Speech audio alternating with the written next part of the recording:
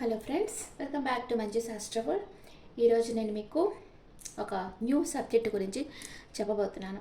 అంటే మ్యారేజ్ అయ్యి డైవర్స్ తీసేసుకొని, అంటే విడిపోయి ఉన్నారు కదా, డైవర్స్ తీసుకొని కాదు, మ్యారేజ్ అయ్యి విడిపోయిన భార్యాభర్తలు మళ్ళీ కలుసుకుంటారా లేదా?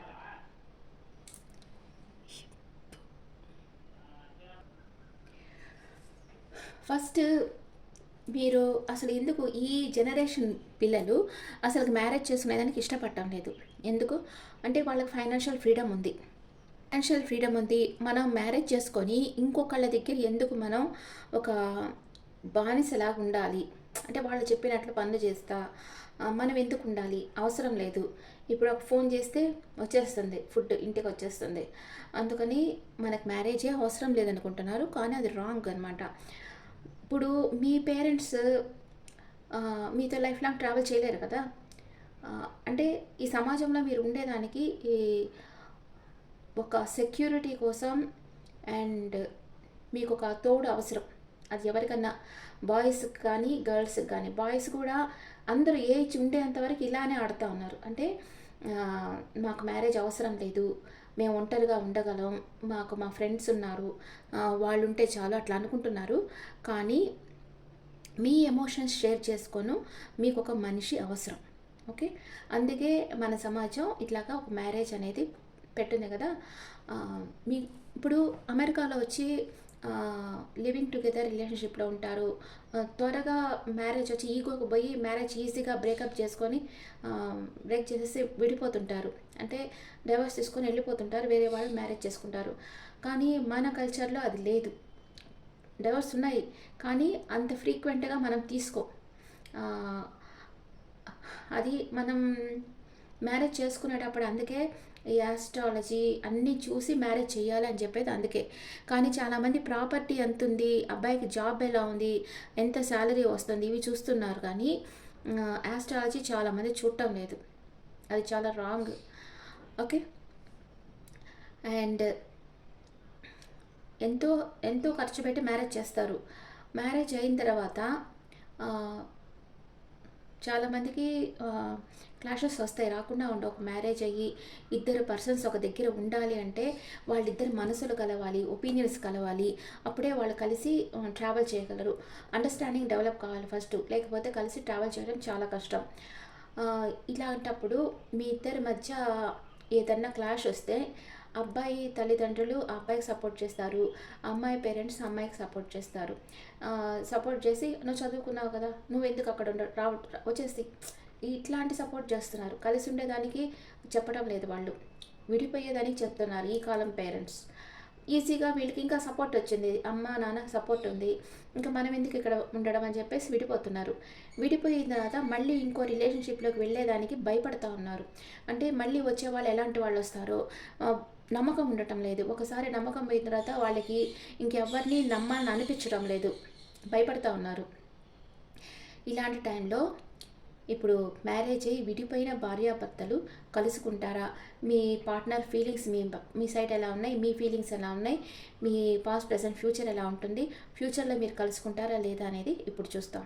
ఓకే, అండ్ ప్రతి ఒక్కళ్ళకి మ్యారేజ్ అనేది అంటే మనకి అమ్మా నాన్నని ఎవరు ఇస్తారు? మనకి దేవుడు ఇస్తాడు కదా. అట్లాగే అరేంజ్డ్ మ్యారేజ్ కానీ లవ్ మ్యారేజ్ కానీ ఫస్ట్ టైం మీరు చేసుకున్న వాళ్ళని కూడా గాడ్ ఇస్తున్నారు, యూనివర్స్ ఇస్తూ ఉంది. వాళ్ళతోనే మీకు రుణానుబంధం ఉంది, వాళ్ళతోనే మీరు లైఫ్ లాంగ్ ట్రావెల్ చేయాలి. ఇప్పుడు మీరు ట్రావెల్ మధ్యలో ఆపేస్తే అది మళ్ళీ ఇంకో జన్మెత్తన వాళ్ళతో ట్రావెల్ చేయాల్సి ఉంటుంది.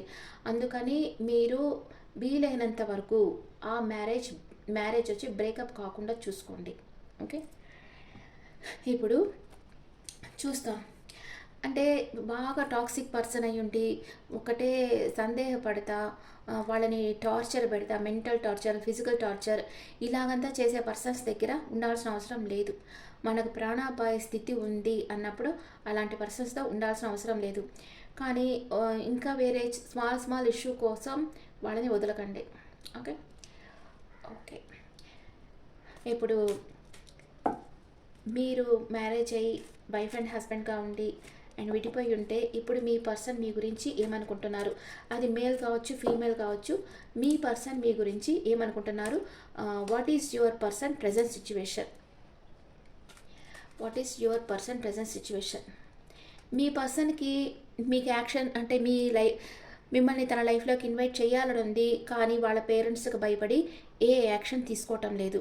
తనకైతే మీ మీద ఇష్టం ఉంది, మిమ్మల్ని తీసుకొచ్చేయాలి, మిమ్మల్ని కలుసుకోవాలనుకుంటున్నారు, కానీ వాళ్ళ పేరెంట్స్ ఒప్పుకోవటం లేదు. అందుకే తను ఏ యాక్షన్ తీసుకోకుండా ఉన్నారు. వెయిటింగ్ ఎనర్జీలో ఉన్నారు. తను ఎవరి మీద డిపెండ్ అయ్యలేరు, వెయిటింగ్ ఎనర్జీలో ఉన్నారు. ఇక్కడ ఒక స్మాల్ విషయం వచ్చి పెద్దది అయిపోయి గొడవ అయిపోయి ఇలా సపరేషన్ వచ్చింది మీకు. అందుకే మీరు వెయిటింగ్ ఎనర్జీలో ఉన్నారు. మీ పార్ట్నర్ వెయిటింగ్ ఎనర్జీలో ఉన్నారు. ఓకే, మీ పార్ట్నర్ మీ గురించి ఏమనుకుంటా ఉన్నారు? ఇప్పటికైతే ఈ బంధం నుంచి ఒక అడుగు వెనక్కి వేస్తున్నారు, కానీ ప్లాన్ చేస్తూ ఉన్నారు. మిమ్మల్ని ఎలా కలుసుకోవాలని ప్లాన్ చేస్తూ ఉన్నారు. మీరు మనీ మేకింగ్లో ఫోకస్గా ఉన్నారు అనుకుంటా ఉన్నారు.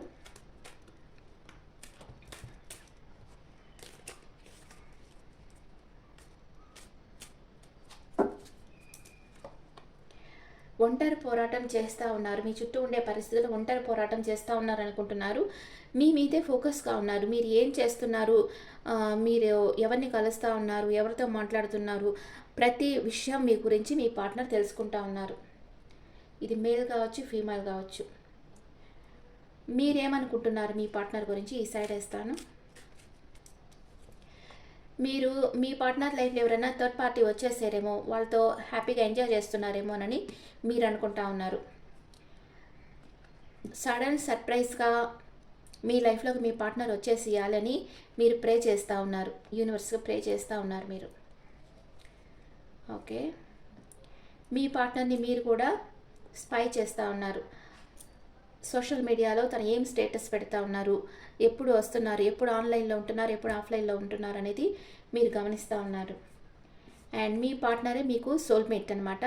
అందుకే మీరు తనని మర్చిపోలేకపోతున్నారు.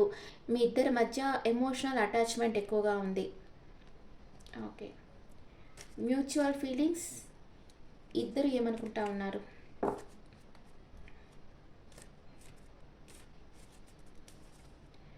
ఇద్దరు ప్యాషనేట్ న్యూ బిగినింగ్ కావాలనుకుంటున్నారు. And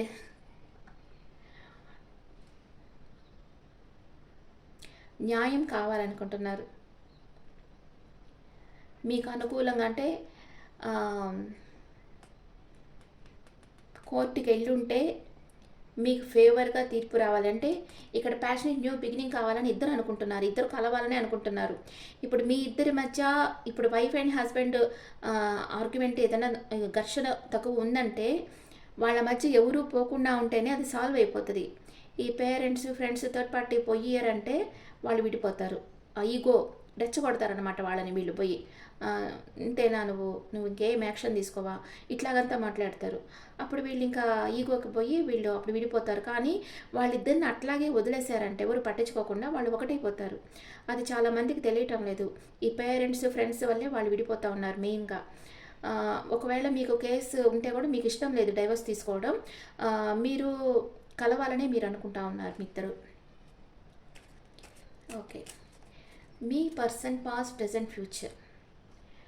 me person past, present, future. Me person పాస్ట్లో మీ దగ్గరికి రావాలనుకున్నారు, మేబీ వచ్చుండొచ్చు. ప్రజెంట్ ఇప్పుడు తన వర్క్లో బిజీ అయిపోయినారు. వావ్, ఫ్యూచర్లో రీయూనియన్ అవుతుంది మీతో. Super. What is your past, present, future? Past, present, future. Me past, present, future. మీరు పాస్ట్లో ఎమోషనల్ అప్సెట్లో ఉండారు. ప్రజెంట్ రెండు విషయాల మధ్య జగ్గులవుతున్నారు. మీ పర్సన్ వస్తారా రారా మీకు తెలియటం లేదు. రావాలనే మీరు కోరుకుంటా ఉన్నారు. అండ్ ఫ్యూచర్లో మీకు ఒక ఆఫర్ వస్తుంది. మీ పర్సన్ వచ్చి మీకు ఆఫర్ ఇస్తారు. ఓకే, అట్ ప్రెసెంట్ మూమెంట్ మీ పర్సన్ మీ గురించి అనుకుంటున్నారా లేదా? ఎస్, అనుకుంటున్నారు. మిస్సింగ్ ఎనర్జీ వచ్చింది. మిమ్మల్ని చాలా మిస్ అవుతున్నారు మీ పర్సన్. ఓకే, మీ పర్సన్ ఎన్ని రోజుల్లోకి మీ దగ్గరకు వస్తారు? వావ్, మీతో లైఫ్ లాంగ్ ట్రావెల్ చేయాలి, మీతో కలిసి ఉండాలని మీ పర్సన్ అనుకుంటున్నారు. 10 నెంబర్ వచ్చింది. 10 అవర్స్ 10 డేస్లో మీ పర్సన్ మీ దగ్గరకు రావచ్చు. ఓకే,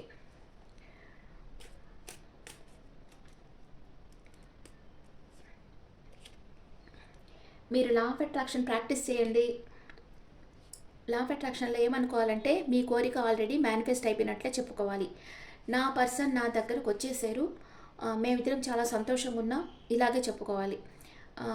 ఇలాగా రోజు నిద్రపోయే ముందు చెప్పుకోండి, 108 టైమ్స్ చెప్పుకోండి. తప్పకుండా మీ పర్సన్ మీ దగ్గరకు వచ్చేస్తారు. ఓకే. ఒరాకిల్ కార్డ్స్లో ఎనర్జీస్ చూద్దాం. వెయిటింగ్ ఎనర్జీలో ఉన్నారు. ఒరాకిల్ కార్డ్స్లో energies. Please angels give me accurate reading.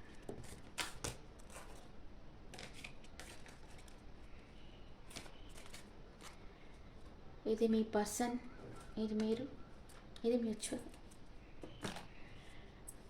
Me person blossoming abundance, తన జీవితంలో అన్నీ సమృద్ధిగా ఉన్నాయి.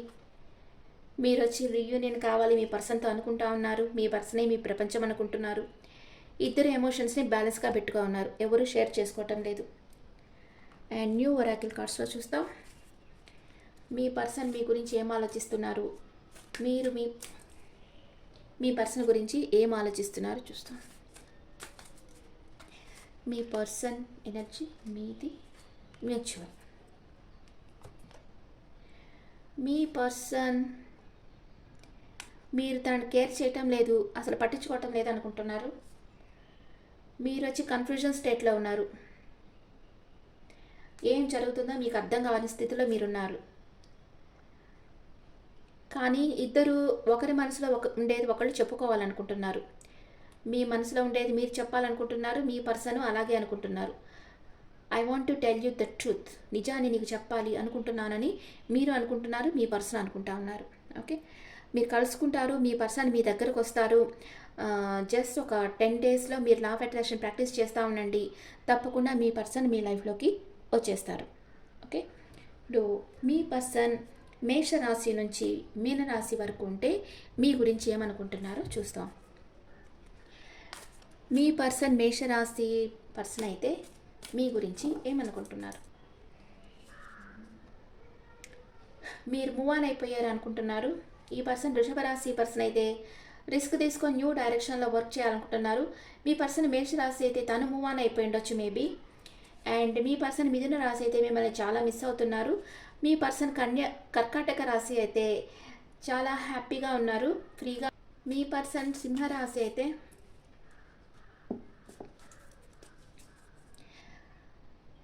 నో కాంటాక్ట్ సిచ్యువేషన్లో ఉన్నారు, మానసిక అశాంతితో ఉన్నారు. మీ పర్సన్ కన్యా రాశి అయితే స్లీప్లెస్ నైట్స్ ఉన్నాయి. మీ పర్సన్ తులారాశి అయితే మిమ్మల్ని మేనిఫెస్ట్ చేస్తున్నారు. మీ పర్సన్ వృశ్చిక రాశి అయితే మిమ్మల్ని ఒక స్టార్ లాగా చూస్తూ ఉన్నారు. తన విష్ ఫుల్ఫిల్మెంట్ మీరే అనుకుంటా ఉన్నారు. అండ్ మీ పర్సన్ ధనుస్సు రాశి అయితే తన మీద చాలా బర్డన్స్ ఉన్నాయి, లేకపోతే ఈ రిలేషన్షిప్పే ఒక బర్డన్ అని వదిలేసి వెళ్ళిపోయి ఉండొచ్చు. మీ పర్సన్ మకర రాశి అయితే తన విష్ ఫుల్ఫిల్మెంట్ మీరే అనుకుంటున్నారు. మీ పర్సన్ కుంభరాశి అయితే మీతో లైఫ్ లాంగ్ ట్రావెల్ చేయాలనుకుంటున్నారు. మీ పర్సన్ మీనరాశి అయితే డే డ్రీమింగ్లో ఉన్నారు మీ గురించి. Okay,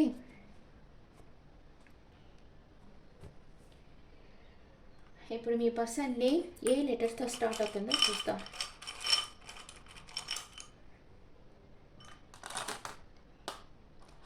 M W C Q D